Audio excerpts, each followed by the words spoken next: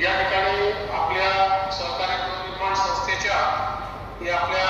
ठाणे जिल्ह्यातल्या संस्थेचं हे पहिलं अधिवेशन होत आहे। आपल्या सहकारी गृहनिर्माण संस्थांचे सर्व पदाधिकारी आणि उपस्थित सर्व भगिनी आणि बंधूंनो, मी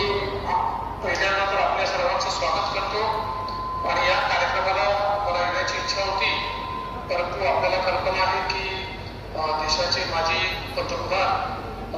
श्री मनमोहन सिंगजी यांच्यासाठी मांडलेले आहेत। जे काही आपण सर्व निर्णय घेणार आहात ते निर्णय आणि त्या अडीअडचणी सोडवण्याकरता मी माझ्याकडे निश्चितपणे बैठक बोलवेन आणि आपल्या सर्व सहकारी गृहनिर्माण संस्थांच्या अडचणी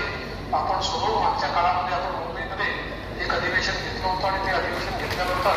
जवळपास 18 वेगवेगळे निर्णय आपण सहकारी गृहनिर्माण संस्थांकडे घेतले होते, ज्यातून मोठ्या प्रमाणात संस्थांना त्याचा फायदा झाला होता। आता त्यानंतर देखील ज्या काही अडचणी आपल्या असतील त्या निश्चितपणे मी प्रवीण भाऊ आहेत, सीताराम राणेजी आहेत, प्रकाश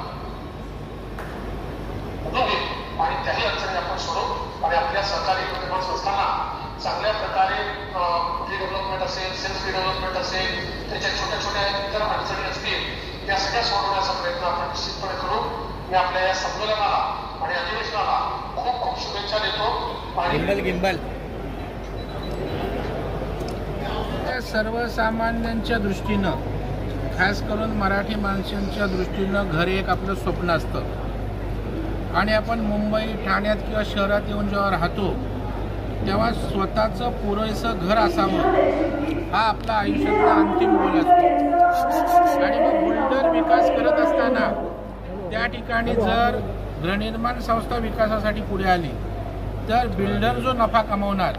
तो आपण सोसायटीवर विभागून सोसायटीला मोठं घर मिळतं आणि त्याच्यामुळे छोटं कुटुंब असेल, कुटुंब वाढलं तर त्या मोठ्या जागेमध्ये त्यांना आयुष्याची वाटचाल करायलाही सुखकर होतं। आणि मुंबईत ही गृहनिर्माण सेल्फ डेव्हलपमेंटची स्वयंपुनर्विकास योजना आम्ही यशस्वी